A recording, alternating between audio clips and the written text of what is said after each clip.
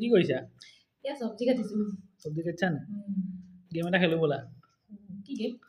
মই তোমাক প্ৰশ্ন কেইটামান সুধিম, তুমি উত্তৰ দিবা হা। ঠিক আছে। মানে তুমি খাই ভাল পোৱা বস্তু কেইটামান নাম সুধিম মই তোমাক। ঠিক আছে। তুমি কি খাই ভাল পোৱা মোক ক'বা। ঠিক আছে। আৰম্ভ কৰিছোঁ তেতিয়াহ'লে হা। ফুচকা নে পাপৰি চাট? ফুচকা। পাপৰি চাট নে আলু ভাজি? আলু ভাজি। আলু ভাজি নে পনীৰ? অবভিয়াছলি আলু ভাজি। আলু ভাজি নে broiler chicken? Broiler chicken. Broiler chicken নে local chicken? Broiler chicken. Broiler chicken নে fish curry? Fish curry. Fish curry নে এগ কাৰী?